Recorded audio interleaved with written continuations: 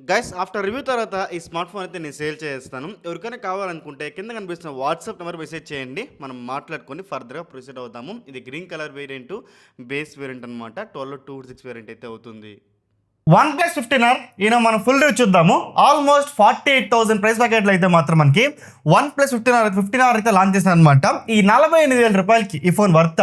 OnePlus 13R compare చేసుకుంటే upgrades ఏముంది, down grades ఏముంది, ఫస్ట్ ఆఫ్ ఆల్ ఈ ఫోన్లో ప్రోస్ ఏంటి, కాన్స్ ఏంటి, ఈ సంవత్సరం ఈ R సిరీస్ గేమింగ్ ఫోన్ అవుతుందా, ఒక ఆల్రౌండర్ పిక్ అవుతుందని చెప్పేసి మాత్రం ఇన్ డీటెయిల్గా డిస్కస్ చేసుకుందాం. Just SIT back, relax and enjoy. First దీని యొక్క బిల్డ్ క్వాలిటీ అండ్ డిజైన్, ఈ చుట్టూ కూడా మనకి అల్యూమినియం ఫ్రేమ్తో వస్తుంది. And green colour variant and black colour వేరియంట్లో మనకి బ్యాక్ సైడ్ గ్లాస్ బ్యాక్ అయితే ఇచ్చారనమాట. దీని ఏ ప్రొటెక్షన్ అనేది వాళ్ళు మెన్షన్ చేయలేదన్నమాట బ్యాక్ సైడ్ మాత్రం. అండ్ ఫ్రంట్ సైడ్ చూసుకుంటే CG7i అనమాట, కార్నింగ్ గోల్డ్ 7i ప్రొటెక్షన్ అయితే యూస్ చేస్తున్నారు. ఈ రోజుల్లో వెక్టస్ ప్లస్ వెక్టస్ 2 అని వెళ్ళిపోతా అంటే వీళ్ళు ఇంకా కార్నింగ్ గోల్డ్ 7i దగ్గరే స్టక్ అయిపోయింది అనమాట. నాకు క్లియర్గా మెన్షన్ చేస్తున్నా.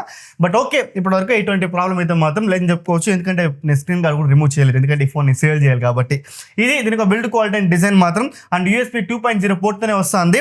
అండ్ దీంతో కూడా మనకి ప్లస్ కే అయితే ఇంక్లూడ్ చేస్తున్నారు అనమాట, ఎటువంటి డౌట్ లేకుండా. And last generation OnePlus 13R లో ఎటువంటి వాటర్ ప్రూఫ్ అయితే మనం ప్రొవైడ్ చేయలేదు అనమాట, వాటర్ రేషన్ అని చెప్పుకోవచ్చు. ఈసారి మనకి IP68 తో పాటు 69K కూడా యూస్ చేస్తున్నారు అనమాట. లైక్ ఏదైతే ఉంది OnePlus 15 లో అదే వాటర్ ప్రూఫ్ అయితే మాత్రం మనకి OnePlus 15R లో కూడా యూస్ చేస్తారని చెప్పుకోవచ్చు. సో అట్లీస్ట్ నాకు ఈసారి USB 3.2 పోర్ట్ అప్గ్రేడ్ చేసింటే బాగుండేది నా ఒపీనియన్. ఎందుకంటే గేమింగ్ మాత్రం ఎక్స్ట్రాడినరీగా ఉంది. దాన్ని performance department in detail discuss చేసుకుందాము.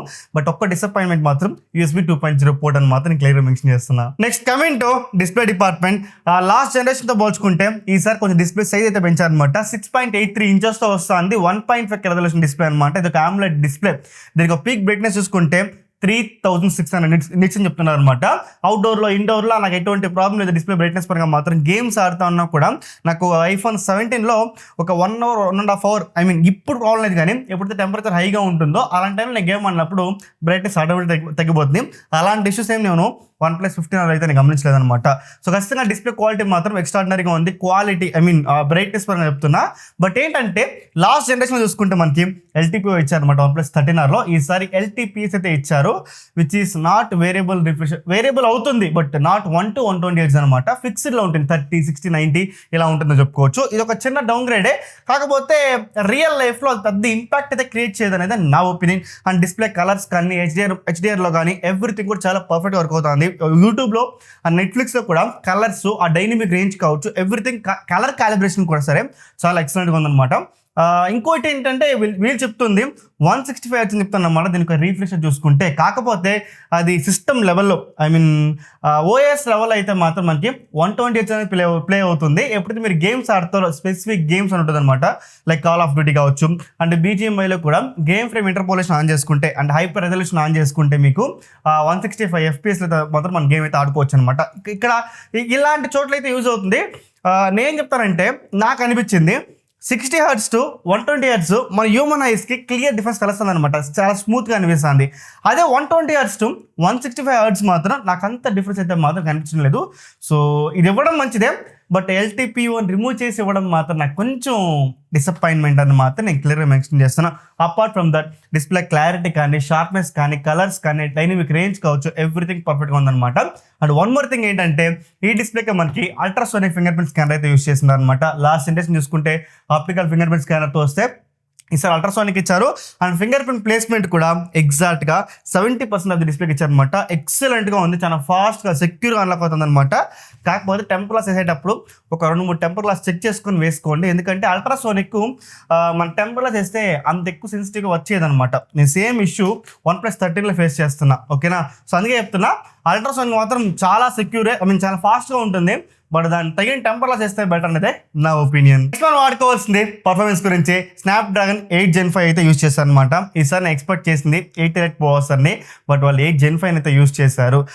ఒకే ఒక క్వశ్చన్ ఏంటంటే, చాలా మంది డౌట్ ఉంటుంది కదా, ఇది ఎలా తీసుకోవాలి బ్రో అంటే 8 Elite తర్వాత 8 Elite ముందా అంటే మాత్రం యాక్చువల్గా 8 Elite అంటారు కదా, దీంతో మనకి Oryon కోర్స్ అయితే యూస్ చేస్తారు అనమాట. కస్టమ్ Oryon కోర్సు మనకి 8 Gen 5లో Oryon కోర్స్ అయితే యూస్ చేయాలన్నమాట. ఈ 3.8 GHz తో వస్తుంది.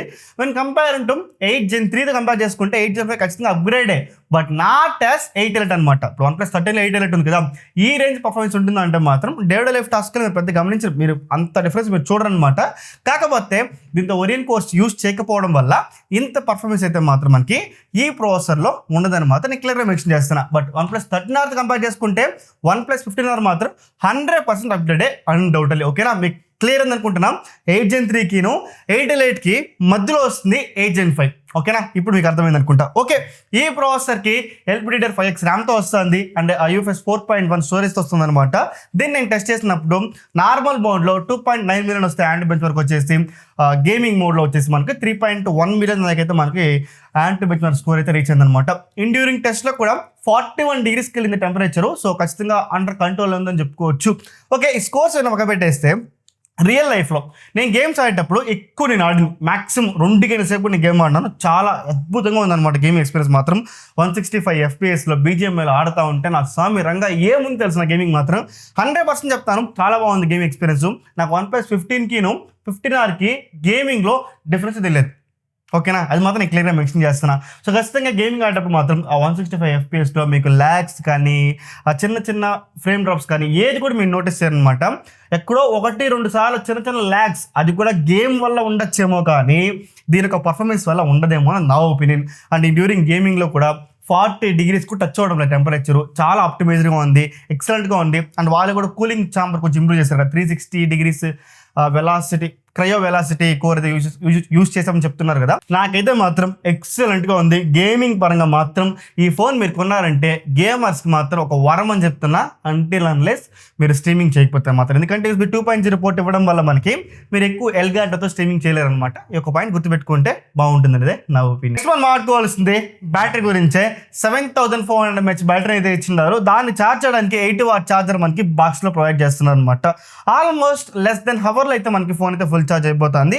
55 నుంచి 60 నిమిషాల లోపల చెప్పుకోవచ్చు అనమాట. ఓకే, దీని ఒక స్క్రీన్ అండ్ టైం ఎలా ఉంది బ్రో, SOT ఎలా వస్తుందని అడిగితే మాత్రం ఖచ్చితంగా ఎంత గట్టిగా మీరు యూజ్ చేసినా కూడా 10 గంటల సేపు కళ్ళు మూసుకొని వచ్చేస్తుంది. కొంతమంది 12 గంటల సేపు 13 గంటల సేపు క్లెయిమ్ చేస్తున్నారు ట్విట్టర్లో. బట్ నాకైతే మాత్రం ఈజీ 10 అవర్స్, అబౌట్ 10 అవర్స్ అయితే వస్తుందని మాత్రం నేను క్లియర్గా మెన్షన్ చేస్తున్నా. అండ్ వన్ మోర్ థింగ్ ఏంటంటే, మీరు ఎంతసేపు గేమ్ కంటిన్యూస్గా మీరు గేమింగ్గా ఆడినా కూడా ఒక 6 గంటల సేపు పైన అయితే మాత్రం 6 నుంచి 8 గంటల సేపు వచ్చినా కూడా మీరు ఆశ్చర్యపోవాల్సిన అవసరం లేదు. అంత బాగా ఆప్టిమైజ్ చేసినారు అనమాట బ్యాటరీని కూడా. సో 100% చాలా మంచి బ్యాటరీ బ్యాకప్ ఇచ్చినారు. అండ్ 80 వాట్ ఇవ్వడం కన్నా 7300 ఇచ్చారు కాబట్టి ఒక 100 వాట్ కానీ 120 వాట్ కానీ ఇచ్చింటే బాగుందనేది ఒక చిన్న ఒపీనియన్ మాత్రం నేను మెన్షన్ చేస్తున్నా. మనం ఆడుకోవాల్సింది దాని కెమెరాస్ గురించి.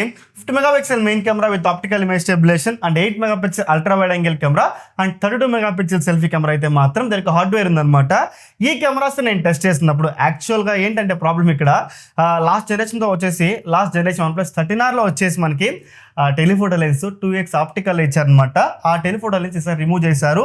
అండ్ అల్ట్రా వైడ్ యాంగిల్ ఇప్పటికీ కూడా 2025 అయిపోయింది, 2026 ఇప్పుడు. ఓకేనా, ఇప్పుడు కూడా 8 megapixel ultra wide angle camera ఎలా యాక్సెప్ట్ చేయాలని నాకైతే అర్థం కాలేదని మాత్రం నాకు అర్థమే కాలే ఇది. ఓకేనా, ఓకే, సో ఈ స్పెక్స్ బాగా పెట్టేసి రియల్ లైఫ్లో ఇది ఎలా పర్ఫామ్ చేస్తుందని అడిగితే మాత్రం ఖచ్చితంగా OnePlus 13Rతో నేను కంపేర్ చేయడం లేదు. చాలామంది కూడా ఈ కెమెరాని పొగడుతూ అంటారు, డీటెయిల్ మ్యాక్స్ ఉందని చెప్పేసి. మీకు కొన్ని ఇమేజెస్ 1 by 1గా పెట్టుకుంటూ వస్తాను, మీకు మీరే చూడండి అర్థమవుతుంది అనమాట. నేను చాలా వరకు ల్యాండ్స్కేప్స్ని ఫోటో తీసినప్పుడు మాత్రం చాలా బాగుంది. మీరు షార్ప్నెస్ కావచ్చు, డైనమిక్ రేంజ్ కావచ్చు, everything looks perfect, looks fine. ఒక సబ్జెక్ట్ని ఒక రోజ్ పూని ఫోటో తీసినప్పుడు OnePlusలో 13లో ఫోటో తీస్తాను, 15R ఫోటో తీస్తాను, నా దగ్గర 17లో ఫోటో తీస్తాను. ఇక్కడ నేను కంపేర్ చేయడం లేదు, నా దగ్గర ఉన్న ఫోన్స్ ఇవే కాబట్టి వీటితో నేను ఫోటో తీసి కంపేర్ చేశాను అనమాట. చెక్ చేసినప్పుడు ఆ రోజ్ మధ్యలో కొంచెం డార్క్ ఉంటుంది కదా, దాన్ని ఎంతవరకు ఎలివేట్ చేస్తుందో మీరు చెక్ చేసి చూడండి. OnePlus 15Rలో చాలా డల్గా ఉందన్నమాట.